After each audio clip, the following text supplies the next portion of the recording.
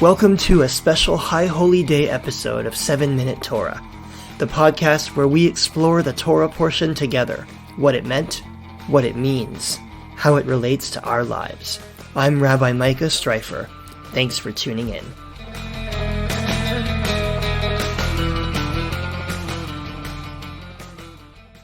Shana Tova, everyone. Happy New Year. We're celebrating Rosh Hashanah, the Jewish New Year, and this episode's a little different. Rather than going through the Torah portion for the holiday, what I've got for you is the sermon that I delivered in my congregation on Rosh Hashanah morning. It deals with Torah, of course, though not exactly with the Torah portion for this morning. It's a holiday where rabbis often feel free to take a little license and talk about other areas of Torah that they wouldn't necessarily address. However, if you do want to hear specifically about the Torah portion, or rather Torah portions, for Rosh Hashanah, I'll suggest that you check out last year's podcast, which is called Rosh Hashanah, 3 Torah Portions in 7 Minutes. This sermon is about 15 minutes, so a little longer than our average episode. It's called Ayeka, Where Are You? And it's about the ways that life calls us to think deeply about our values and our choices and how they align with each other. Years ago, before GPS or cell phones or Siri, we had to use road maps to figure out where we were going. Remember those days? Some of my earliest memories involve visiting the AAA office, that's what we called CAA, south of the border, with my parents to get a map or a triptych for an upcoming road trip. I loved watching them highlight the proper route on each page. And I loved sitting in the car, staring at the map and watching the scenery tick by. On those trips, I was always trying to answer one question. Where are we? How far have we come? Where are we going next? And what's the best route to get where we're going? It's not a bad metaphor for life, right? Sometimes in our lives, we feel compelled to ask ourselves that question. Where are we?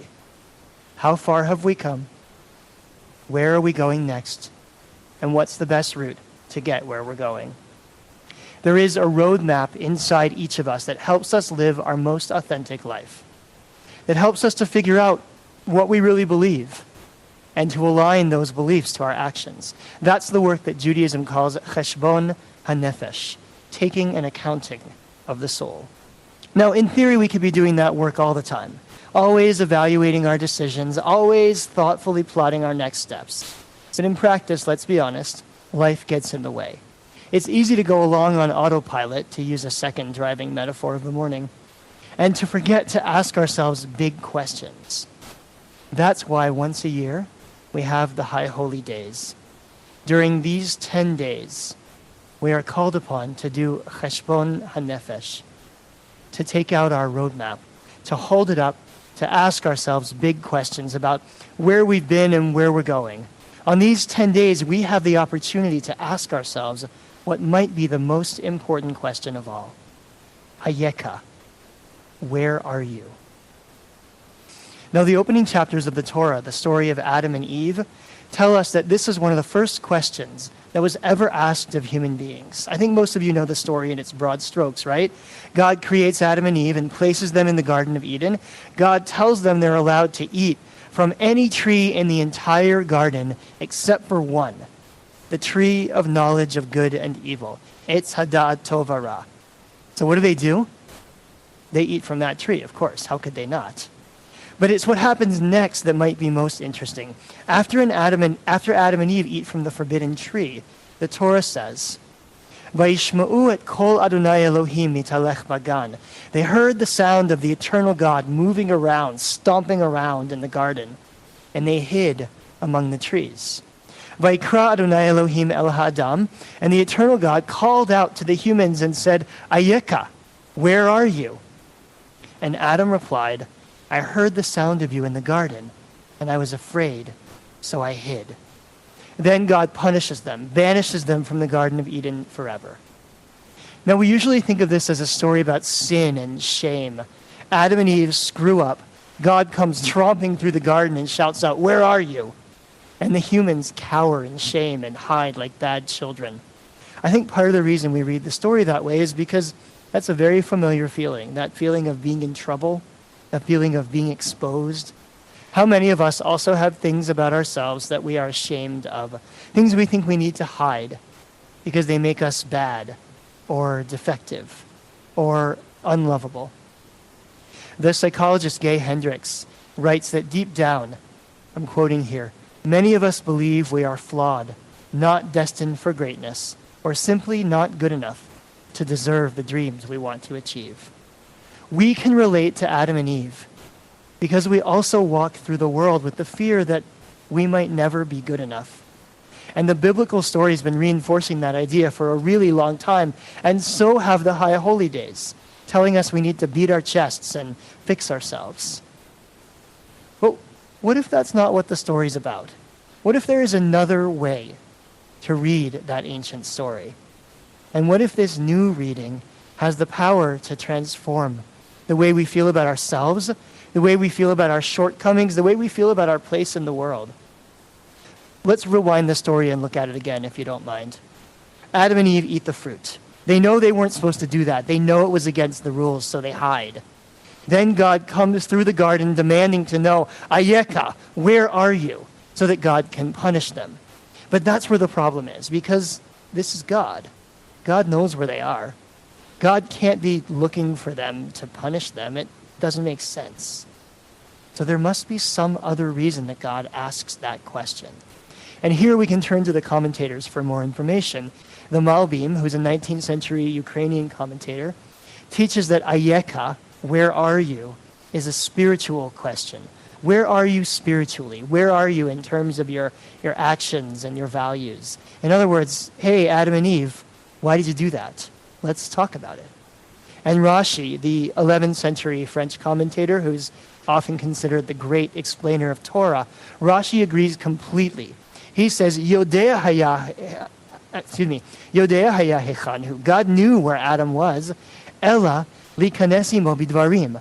Rather, God asked this question in order to enter into conversation. So when we read it that way, it's a totally different story. We no longer have an angry, accusatory God bellowing at us while we cower in shame. Instead, God comes to us in the wake of a questionable action with an invitation to enter into conversation. Ayeka, where are you? What's your current mental and spiritual state? What are the reasons for the choices that you make? How do you align your actions with who you are and what you believe? That's our internal roadmap. It's made up of our values, the ideas and beliefs that we hold most dear. And like God in the story, sometimes life calls to us with an invitation to think deeply, to make sure that our actions and our values are aligned. Have you ever had a moment where you felt out of alignment? Have you ever taken a hard look at something you had done or something you'd been doing and said, that's not really me anymore, or I'm not really proud of that? Have you ever looked up from your desk at work and realized that what you were doing with your life just wasn't fulfilling you? Have you ever stepped back from a relationship or a friendship and known that you were not at your best in it? These are all different kinds of moments of misalignment or dissonance that we experience at various moments of our lives. Sometimes those moments of reckoning are brought on by an external event, losing a job, losing a loved one, a big birthday, a retirement, a pandemic. Sometimes they're simply the result of some internal growth that we've undergone, some book or article that shifted our thinking, some new or better understanding of ourselves that we've arrived at over time. And that dissonance, it can feel really hard.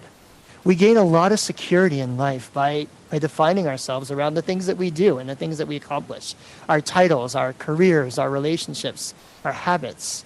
So when those things change or no longer feel right, it can feel like the ground is moving beneath our very feet. It can feel like something is wrong with us. But it really means that something is right. The Jungian analyst James Hollis teaches that these symptoms of distress, these seismic ripples, as he calls them, are, I'm quoting here, to be welcomed, for they represent not only an instinctually grounded self underneath the acquired personality, but a powerful imperative for renewal. In other words, in English, when your outside feels out of sync with your inside, it means that you're starting to get in touch with your inside. It means that you are ripe for the transformation that comes with aligning the two. By the way, Hollis refers to this as the middle passage. I'll give you a little bit of Jungian jargon. He says that at some point in our lives, almost every one of us feels called to a second adulthood, an adulthood where we focus less on proving ourselves to the world and more on living our most authentic life. We have another word for that in our culture. We call it a midlife crisis. And we tend to make fun of it. You know, you buy a sports car, or you go off to an ashram, something like that. But the truth is that while our dissonance might sometimes feel like a crisis, it's actually something much deeper and with much greater potential for transformation. Here I'm quoting Brené Brown. She says, it's an unraveling. It's a time when you feel a desperate pull to live the life you want to live, not the one you're supposed to live. When you feel challenged by the universe to let go of who you think you're supposed to be and embrace who you are. That's what Adam and Eve are doing when they leave the Garden of Eden and go out into the world to figure themselves out. That's what Abraham and Sarah are doing when they set off for the promised land at the age of 65 and 75, because they heard a voice asking them big questions. Our texts are filled with this idea because it turns out it's a universal experience. Since the beginning of people have felt called to clarify their values and to live authentically. That has always been true. But it might be truer right now than any other time in our lifetime.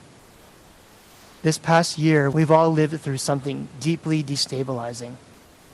The pandemic changed a lot. It confined us to our homes. It separated us from the people we love. It shifted our working and our learning patterns. It turned grocery stores and restaurants into scary places to be avoided. It put screens in front of our faces all day long. Talk about seismic ripples. Compared with 2 years ago, we now work differently, play differently, communicate, study, date, shop, exercise, pray, and socialize differently. Some of us have lost jobs. Some have lost loved ones. All of us have had our security shaken. It would be shocking if we weren't asking ourselves big questions right now. Time magazine printed an article a few months ago that's called "Why the COVID-19 Pandemic Has Caused a Widespread Existential Crisis." They reported what I suspect a lot of us already know, that lots of people are rethinking their lives and their choices right now. In this article, Dr. Eleanor McCants-Katz, who leads the U.S. Substance Abuse and Mental Health Services Administration, says that the pandemic gives people a lot of time to review their lives and think about what life could look like moving forward, to really spend time taking an inventory of what their life is like currently and what they want it to be like. That's the very definition of cheshbon hanefesh, of our High Holy Day work of taking an accounting of the soul. A few weeks ago, I posted on Facebook asking this question: how are people changing their lives, changing their thinking during the pandemic? And I got some really amazing answers, some of them from some of you. People said, we are discussing how to limit our travel going forward, both to make a less hectic family life and to go easier on the climate. Someone else said, I've discovered how little I actually need. A third person said that saying yes to opportunities with family, friends, travel, learning, etc. seems to have taken on increased urgency. People reported that they were prioritizing things other than work. They were spending more time outdoors. They were wearing less makeup, that the pandemic helped them to be aware of their privilege and to want to help others. My neighbor stopped me in the street after seeing this post to tell me that the pandemic had given him the courage to start his own business, and he's waking up happier every morning than ever before. We are living in a moment that's asking us big questions. Questions about where we are and where we're going, about what we believe and how we want to be living our lives. It is asking us, Ayeka, where are you? The Hasidim tell a wonderful story that I know I've told in sermons before. There are only so many stories. But it bears repeating in light of the pandemic. It's about Rabbi Zusia of Hanipol, who lay on his deathbed weeping. His students asked him, "Rebbe, why are you weeping about going into the next world? You've been almost as wise as Moses and almost as kind as Abraham." Reb Zusia answered, "I weep because when I pass from this world and when I appear before the heavenly tribunal, they're not going to ask me, 'Zusia, why weren't you more like Moses?' They're not going to ask me, 'Zusia, why weren't you more like Abraham?' They're going to ask me, 'Zusia, why weren't you more like Zusia?'" On these high holy days, in these late days of the COVID pandemic, it's worth asking, what does it mean to be more like myself? Now, that doesn't mean we all have to feel pressure to transform our lives. But it does mean it's okay to give ourselves permission to think deeply and critically about identity, about values, about choices. It means that it's okay to take care of yourself. It's okay to rethink things. It's okay if next year doesn't look exactly the same as last year. After all, we're not the same after last year. It means it's okay to be unsure about some things right now, since the High Holy Days are a time of more questions than answers. Maybe above all, it means that right now, this Rosh Hashanah, this September, this new year can be a time of renewal, a time to learn from ourselves and about ourselves, a time to begin to reconnect with the values, the activities, the causes, the people, the ideas that bring us fulfillment and goodness, a time to begin to reconnect with ourselves. Ayeka, where are you? The universe calls these words to us. May we answer with our words and our deeds. May we take out our roadmap, consider where we've been, and may we give ourselves the permission to start dreaming about where we are going. Amen. Hey there, Rabbi Micah Streiffer here. I want to invite you to continue the conversation in our new Facebook group. Just go to Facebook and search 7-Minute Torah, Listen and Discuss. Then you can join the group and join the conversation. See you there. Thanks for listening to 7-Minute Torah. If you enjoyed this program, please leave a review or a comment, and please pass it on to a friend. You can also subscribe on iTunes, Spotify, Google Play, or wherever you listen to podcasts. Have a great week.